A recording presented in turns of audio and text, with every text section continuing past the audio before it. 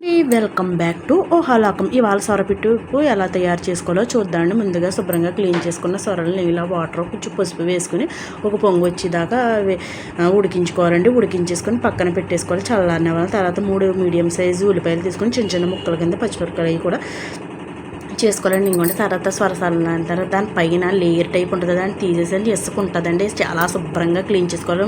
3-4 సార్లు క్లీన్ చేసుకున్నాక ఇదిగోండి ఇలాగా సొర దీన్నండి ఇలా వేసుకోవాలండి. బాగానే పిడిపిలా చేసేసుకోవాలండి. ఆ ముళ్ళులు కూడా చాలా అంటే చాలా బాగుంటాయండి నవ్వులితే. దానికి సరిపడా ఉప్పు అండి, 2 టేబుల్ స్పూన్ల కారం, ధనియాలు, జీలకర్ర ధనియాలు అన్నీ, దాల్చిన చెక్క అన్నీ వేసిన మసాలా 2 టేబుల్ స్పూన్లు. దీనికి మసాలా కారం కూడా ఎక్కువే పడుతుందండి. సొరపిడుపు కదా, నీచు వాసన అది రాకుండా ఉంటుందండి. మసాలా కారం ఎక్కువ వేసుకుని పక్కన పెట్టేసుకోవాలండి. కలిపేసుకుని తర్వాత దీన్ని సరిపడా ఆయిల్ పోసుకునండి. ఇంకొండి ఉల్లిపాయలు, పచ్చిమిరపకాయలు, కరివేపాకు ఈ 3 కలిపి ఇలాగా వేసుకోవాలండి. ఆయిల్లో వేసేసుకొని బాగా వేగనివ్వాలండి.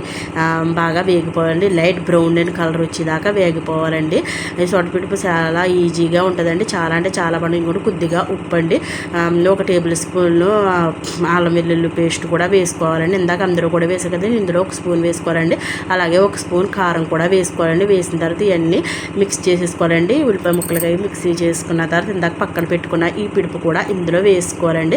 వేసుకుని బాగా అటు ఇటు కలుపుకొని మూత పెట్టుకుని బాగా మగ్గించుకోవాలండి. మగ్గించుకుని కొద్దిగా కొత్తిమీర వేసుకుని దించుకుని వేడివేడి అన్నంలో వేసుకుని తింటే సూపర్ అంటే సూపర్గా ఉంటుందండి. మీరు కూడా చేయండి. మీకు ఎలా వచ్చిందో నాకు ఫీడ్బ్యాక్ ఇవ్వండి. Bye bye friends. నన్ను సబ్స్క్రైబ్ చేసుకోండి. ఈ సొరపిడుపు చాలా easy and quick. Bye bye bye friends. Bye bye.